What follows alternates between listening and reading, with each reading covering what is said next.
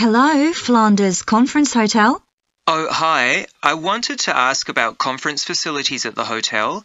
Have I come through to the right person? You have. I'm the Customer Services Manager. My name's Angela. So, how can I help you? Well, I'm calling from Barrett and Stanson's. We're a medical company based in Perth. Oh, yes? And we're organising a conference for our clients to be held in Sydney. It'll be held over 2 days, and we're expecting about 50 or 60 people. When were you thinking of having it? Sometime early next year, like the end of January. It'd have to be a weekend. Let me see. Our conference facilities are already booked for the weekend beginning January the 28th.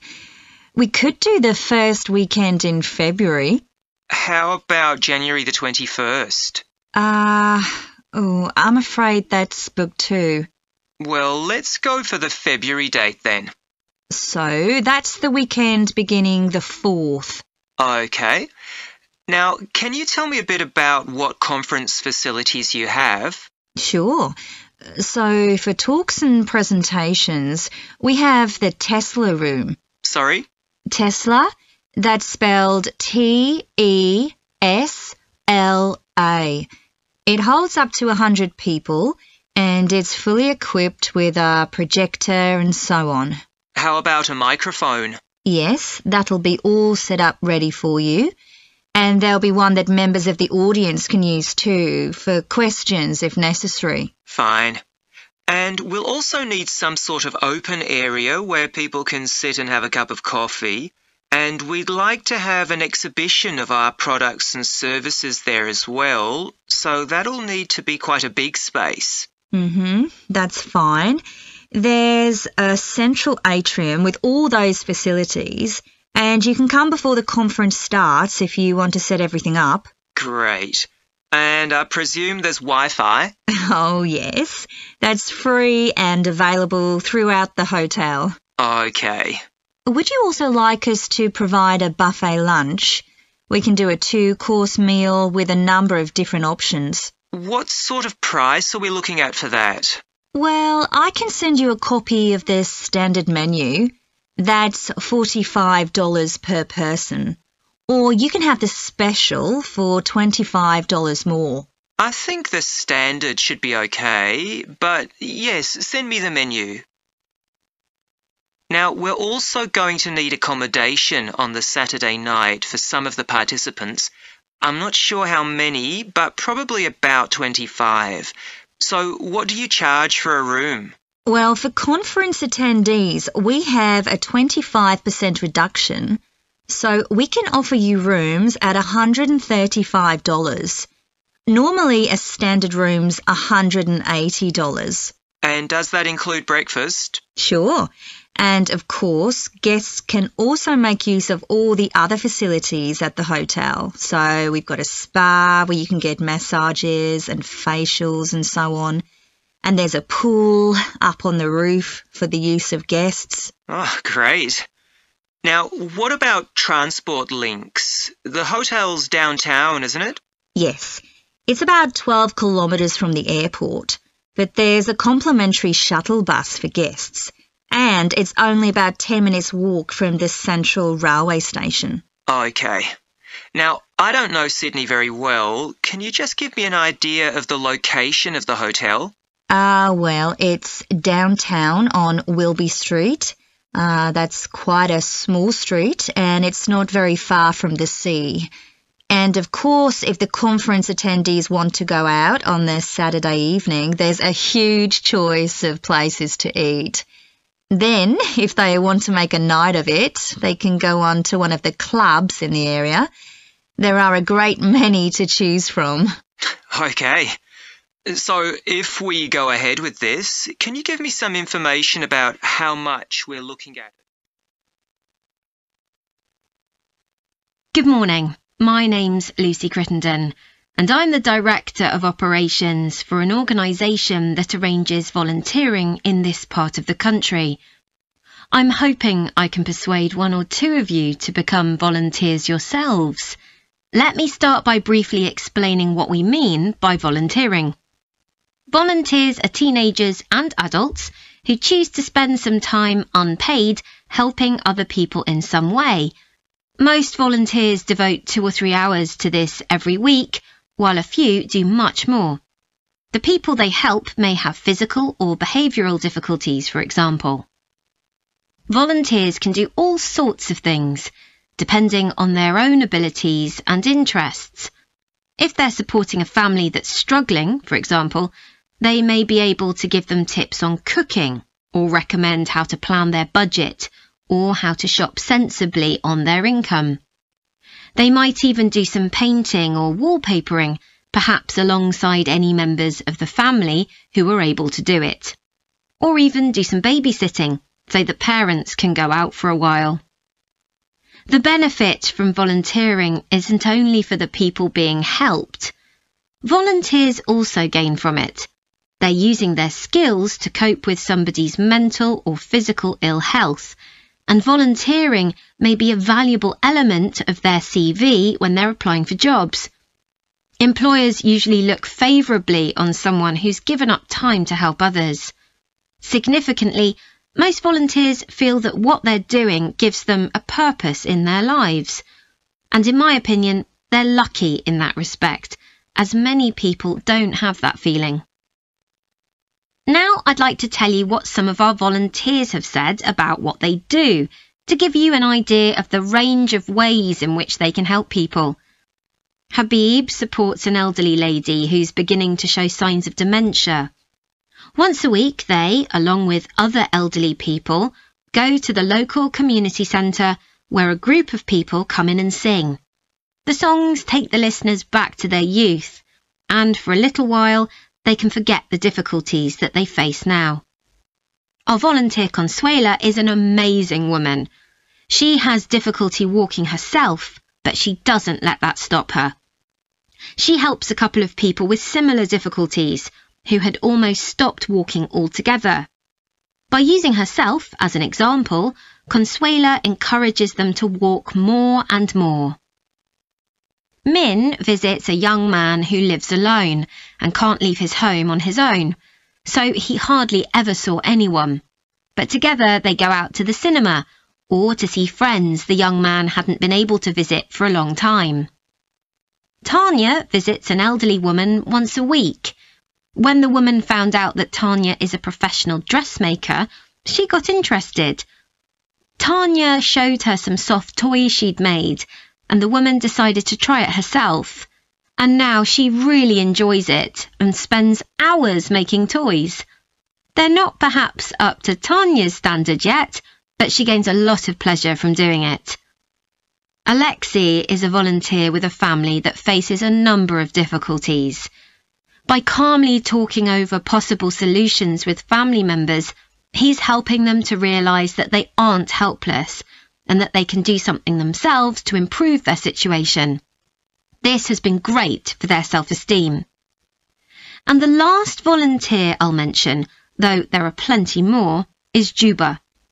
She volunteers with a teenage girl with learning difficulties who wasn't very good at talking to other people. Juba's worked very patiently with her, and now the girl is far better at expressing herself and at understanding other people. OK, I hope that's given you an idea of what volunteering is all about. Now I'd like to talk to you about... So, how are you getting on with your teaching practice at the high school, Joe? Well, I've been put in charge of the school marching band, and it's quite a responsibility. I'd like to talk it over with you. Go ahead. You better start by giving me a bit of background. Okay. Well, the band has students in it from all years. So they're aged 11 to 18, and there are about 50 of them altogether. It's quite a popular activity within the school. I've never worked with a band of more than 20 before, and this is very different. I can imagine. They aren't really good enough to enter national band competitions, but they're in a regional one later in the term. Even if they don't win, and I don't expect them to, hopefully it'll be an incentive for them to try and improve. Yes, hopefully. Well, now the town council's organizing a carnival in the summer. and the band has been asked to perform. If you ask me, they aren't really up to it yet, and I need to get them functioning better as a band, and in a very short time. Have you been doing anything with them? Apart from practicing the music, I mean. I played a recording I came across of a drummer talking about how playing in a band had changed his life. I think it was an after-dinner speech. I thought it was pretty inspiring, because being in the band had stopped him from getting involved in crime. The students seemed to find it interesting, too. That's good. I'm planning to show them that old film from the 1940s, Strike Up the Band, and talk about it with the students. What do you think? Good idea.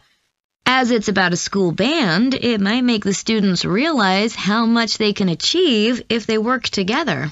That's what I've got in mind. I'm hoping I can take some of the band to a parade that's going to take place next month. A couple of marching bands will be performing, and the atmosphere should be quite exciting.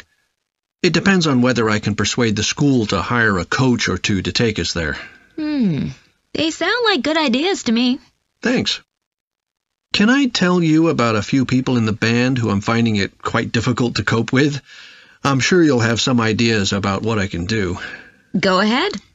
There's a flautist who says she loves playing in the band. We rehearse twice a week after school, but she's hardly ever there. Then she looks for me the next day and gives me a very plausible reason. She says she had to help her mother, or she's been ill, but to be honest, I don't believe her. Oh dear. Any more students with difficulties? Plenty. There's a trumpeter who thinks she's the best musician in the band, though she certainly isn't. She's always saying what she thinks other people should do, which makes my job pretty difficult. She sounds a bit of a nightmare. You can say that again. One of the trombonists has got an impressive sense of rhythm and could be an excellent musician, except that he has breathing difficulties, and he doesn't really have enough breath for the trombone. He'd be much better off playing percussion, for instance, but he refuses to give up, so he ends up only playing half the notes. I suppose you have to admire his determination. Maybe. One of the percussionists isn't too bad, but he never seems to interact with other people, and he always rushes off as soon as the rehearsal ends. I don't know if there are family reasons or what, but it isn't good in a band where people really need to feel they're part of a group. There are others too, but at least that gives you an idea of what I'm up against. Do you have any thoughts about what I can do, Lizzie? As you all know, the university is planning an arts festival for later this year, and here in the music department, we've planned 3 concerts. These will be public performances, and the programme has just been finalised. The theme of the festival is links between the UK and Australia, and this is reflected in the music. Each concert will feature both British and Australian composers.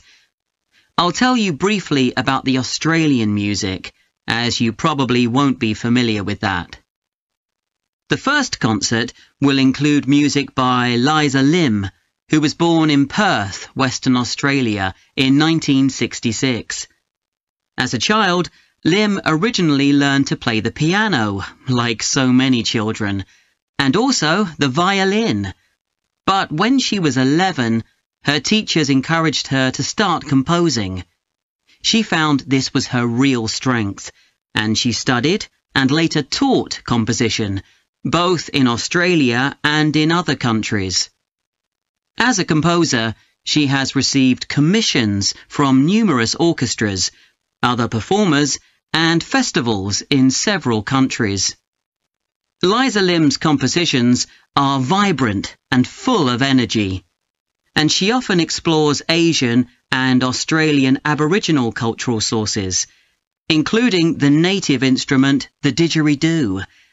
This is featured in a work called The Compass. Her music is very expressive, so although it is complex, it has the power of connecting with audiences and performers alike. In the festival, we're going to give a semi-staged performance of the Oresteia.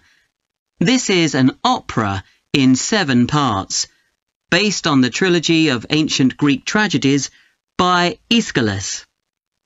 Lim composed this when she was in her mid-20s, and she also wrote the text, along with Barry Kosky.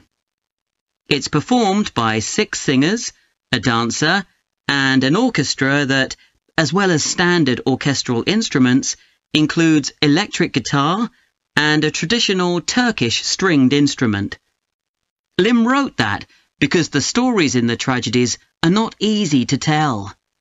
The sounds she creates are also disturbing, and they include breathing, sobbing, laughing, and whistling. The work lasts around 75 minutes, and the rest of the concert will consist of orchestral works by the British composers Ralph Vaughan Williams and Frederick Delius. Moving on now to our second concert. This will begin with instrumental music by British composers Benjamin Britten and Judith Weir. After the interval, we'll go to Australia for a piece by Ross Edwards, The Tower of Remoteness. According to Edwards, the inspiration for this piece came from nature, when he was sitting alone in the dry bed of a creek, overshadowed by the leaves of palm trees, listening to the birds and insects. The Tower of Remoteness is scored for piano and clarinet. Edwards says he realized years after writing the piece that he had subconsciously modelled its opening phrase on a bird call. Ross Edwards was born in 1943 in Sydney, Australia, and studied at the Sydney Conservatorium of Music and the Universities of Adelaide and Sydney. He's well known in Australia, and in fact, he's one of the country's most performed composers.